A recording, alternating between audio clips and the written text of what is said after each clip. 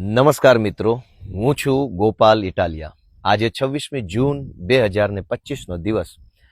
ચૂંટણીનો પરિણામ આવ્યાને આજે 3 દિવસ થઈ ચૂક્યા છે. આજે હું તમને બે અતિ મહત્વની વાત કહેવા માટે આવ્યો છું. જોકે મને માંડ એટલો સમય મળ્યો છે કે હું આ વિડીયો બનાવીને તમને મારી વાત કહી શકું, કેમ કે હજારો લોકોની લાગણી છે, પ્રેમ છે, એટલો બધો અંદરથી માણસને ઉમળકો છે કે દરેક વ્યક્તિ મને મળવા ઈચ્છે છે, મને રામ રામ કરવા ઈચ્છે છે, મારી હારે ફોન ઉપર વાત કરવા ઈચ્છે છે, ફોટો પડાવવા ઈચ્છે છે, હજારો લોકો. અને એક બાજુ હું સતત લોકોથી ઘેરાયેલો છું. તો આજે બે મહત્વની વાતમાંથી પહેલી વાત કે દોસ્તો, આ છેલ્લા 3 દિવસમાં મારો ફોન હેંગ થઈ ગયો, સતત હેંગ. રાત્રે 12 વાગ્યા સુધી 1 વાગ્યા સુધી ફોન આવે, પછી સવારમાં વહેલા ફોન ચાલુ થાય. આખા ગુજરાતમાં આમ આદમી પાર્ટીના કાર્યકર્તા તો હોય જ, વ્યક્તિગત રીતે ગોપાલને પસંદ કરતા સમર્થકો તો હોય જ, આમ જનતા કે જેને ખરેખર આ ચૂંટણીના પરિણામથી જેની અંદર એક આત્મવિશ્વાસ વધ્યો છે, જેની અંદર હિંમત આવી છે, જેની એક આશા વધી છે, કરોડો લોકોને એવું લાગે છે કે ગોપાલ ઇટાલિયાને હું રૂબરૂમાં કે ફોનમાં કે મેસેજમાં શુભેચ્છા પાઠવું. પણ મિત્રો, મારી હાલત એવી થઈ છે કે આટલા બધા ફોન હું ઉઠાવી જ શકતો નથી, કેમ કે હું જ્યાં ઊભો હોઉં ત્યાં પણ માણસો મારી સામે બેઠા હોય, ઊભા હોય. હું એની હારે વાત કરતો હોઉં તો એ 10 મિનિટ હું કોઈ લોકોના ટોળા વચ્ચે ઊભો હોઉં તો એ 10 મિનિટમાં મારા મોબાઈલમાં પાછા 5-7 બીજા ફોન આવી ગયા હોય. તો મારી પહેલી વાત દોસ્તો એવી છે કે આ છેલ્લા 3 દિવસમાં હું તમને આંકડો કહીશ તો વિશ્વાસ નહીં આવે, પણ તો પણ હું કહું છું કે 10 થી 12 હજાર કરતાં પણ વધુ સાદા ફોન, વોટ્સએપ કોલ, ઇન્સ્ટાગ્રામની અંદર ફોન, ફેસબુકની અંદર ફોન, ઇન્સ્ટાગ્રામ, ફેસબુક, ટ્વિટર અને વોટ્સએપના મેસેજ અને SMS. દોસ્તો, કોઈ હાલત જ નથી કે હું બધાને ફોન ઉપાડીને કે મેસેજનો રિપ્લાય કરી શકું. એટલી હદે લોકો મને લાગણી અને પ્રેમ વ્યક્ત કરી રહ્યા છે. એ બદલ ગુજરાતભરના લોકોનો હું ખૂબ ખૂબ આભારી છું. બધાનો હું આભાર વ્યક્ત કરું છું અને બધાની એ વાતની માફી માંગુ છું. બધારે હું ફોન ઉપર વાત કરી જ નથી શક્યો, કેમ કે એટલા ફોન આવે છે કે એટલા ફોન આવે છે કે હું શું કહું. મારી હારે જે 2-5 મિત્રો રહે છે અત્યારે, એ જોઈ રહ્યા છે સતત કે કેટલી લાગણી અને કેટલો પ્રેમ લોકો આપી રહ્યા છે. તો પહેલા તો મારી બધાને એક વિનંતી છે કે જેણે મને ફોન કર્યો હોય, જેણે મને SMS કર્યો, વોટ્સએપ કર્યું, ફેસબુક કર્યું અને જેને હું રિપ્લાય નથી આપી શક્યો, જેની હારે હું વાત નથી કરી શક્યો, એ બધાનો હું આભારી માનું છું અને ક્ષમા યાચના કે હું તમારી હારે અત્યારે વાત નથી કરી શક્યો. પણ તમે બધાએ જેણે લાગણી વ્યક્ત કરી, એ બધાની લાગણીને, બધાના પ્રેમને, બધાના આત્મામાંથી નીકળેલા સ્નેહને હું મારા માથે ચડાવું છું. હું તમારા બધાનો આભાર વ્યક્ત કરું છું.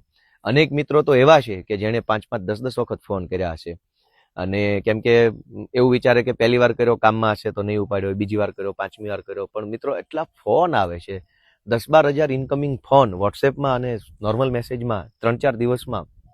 તો એ શક્ય નથી કે બધાને યારે હું અત્યારે ચર્ચા કરી શકું, બધાને હું આભાર વ્યક્ત કરી શકું. એટલે હું આ જાહેર આભાર વ્યક્ત કરું છું.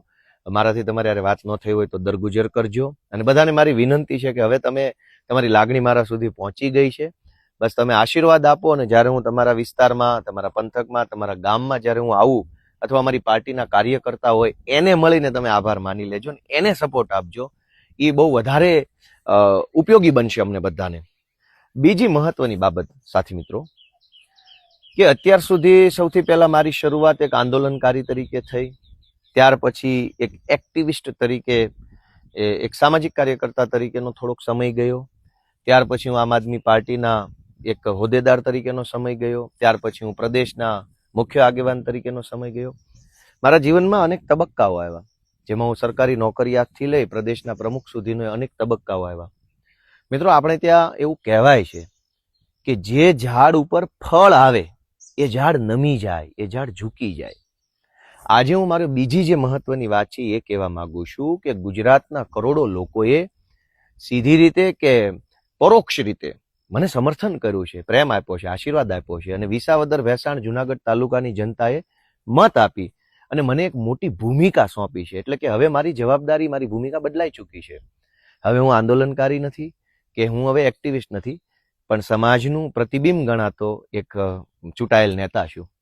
તો હવે મારી જવાબદારી વધે છે, તો મારે વિનમ્ર બનવાનું હોય, મારે સંયમી બનવાનું હોય, મારે વધુ સારી રીતે લોકો સાથે મારે ભળીને રહેવાનું હોય. એટલે આજે મને અંદરથી એક વાત સ્ફુરે છે, અંદરથી મને એ વાત આવે છે કે ભૂતકાળમાં મેં જે કાંઈ પણ વાણીથી, વર્તનથી, મારા નિર્ણયોથી કે કોઈ પણ રીતે મેં કાંઈ કર્યું હોય અને એના કારણે કોઈ વ્યક્તિ કે કોઈ વર્ગનું દિલ દુભાયું હોય તો મારે એની માફી માગવી પડે.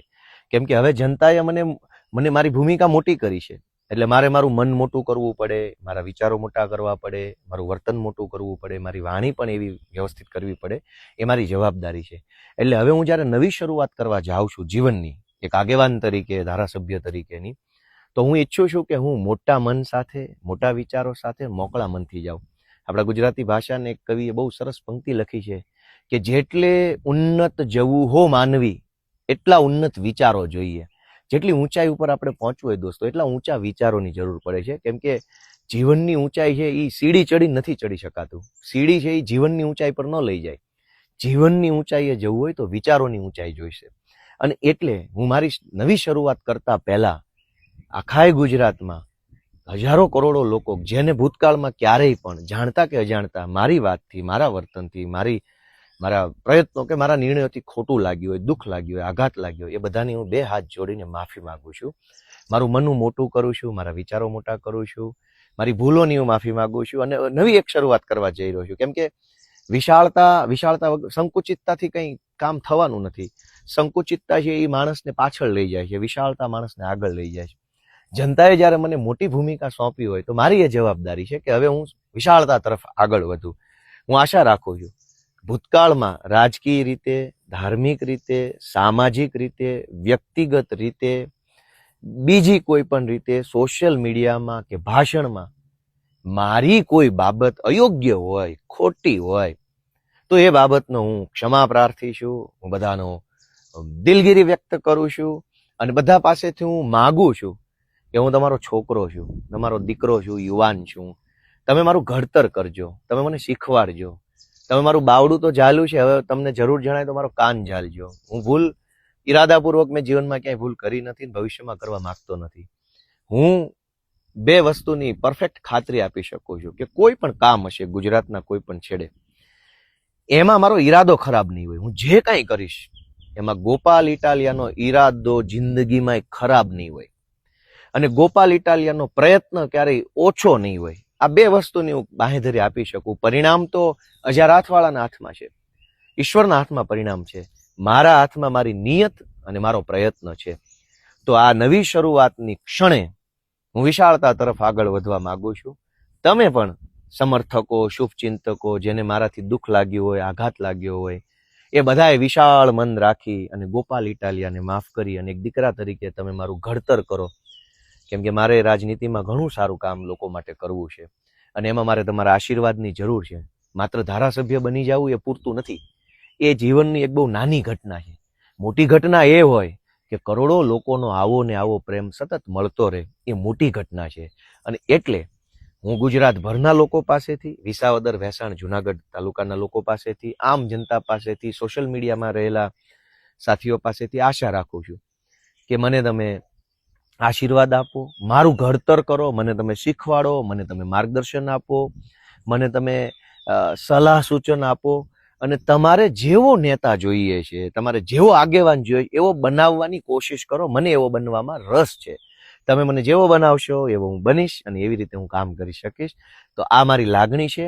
2 વાત ફરીથી રિમાઇન્ડર કરાવી દઉં. પહેલી વાત કે છેલ્લા 3 દિવસમાં 10-12 હજાર કરતાં પણ વધુ ઇનકમિંગ કોલ આવ્યા છે વોટ્સએપમાં, નોર્મલ કોલ. હું એક પણ ફોન, લગભગ અમુક ફોનને બાદ કરતા નથી એમાં હું વાત કરી શક્યો. એ બદલ દિલગીરી અને બધાને વિનંતી કરું છું કે હવે તમારી શુભેચ્છાઓ જે છે એ અમારા સ્થાનિક કાર્યકર્તાને આપો. તમારા આજુબાજુની સોસાયટીમાં, ગામમાં રહેતા આમ આદમી પાર્ટીના કાર્યકર્તાને ફોન કરો અથવા એને રૂબરૂ મળીને શુભેચ્છા આપશો તો એને એક મોટિવેશન મળશે. અત્યાર સુધી એ માણસ અમારી પાર્ટીમાં કામ કરતો હતો મેણા ટોણા સહન કરીને, હવે જ્યારે તમે એને શુભેચ્છા આપશો કે તમારી પાર્ટીનો ગોપાલ જીત્યો એની શુભેચ્છા, તો અમારા નાના નાના કાર્યકર્તાનું મનોબળ વધશે. ગોપાલ જીત્યો છે તો ગોપાલ હારે વાત કરવાનું બધાનું મન હોય, એ તો બહુ સહજ વાત છે. પણ એ જીતની અંદર જેણે એક સૈનિક તરીકે ફાળો ભજવો છે, તમારે બધાને મારી વિનંતી છે કે તમે જેટલા ફોન કરો છો એ બધા ફોન અમારા કાર્યકર્તાઓને કરો, એવી મારી લાગણી છે. અને બીજી વાત કે હવે વિશાળતા તરફ આગળ વધું છું. ભૂતકાળની મારી કોઈ પણ નાની મોટી ક્ષતિ હોય, જાણતા કે અજાણતા થયેલી ભૂલ હોય, એની હું માફી ચાહું છું. તમે બધા વિશાળ હૃદયથી માફ કરી અને ગુજરાતના આગેવાન તરીકે તમે મારું ઘડતર કરો એવી હું આશા વ્યક્ત કરું છું. ઈશ્વર આપણને બધાને ખૂબ બળ આપે, શક્તિ આપે અને મતિ આપે એવી હું બે હાથ જોડીને પ્રાર્થના કરું છું. જય કિસાન, જય જય ગરવી ગુજરાત.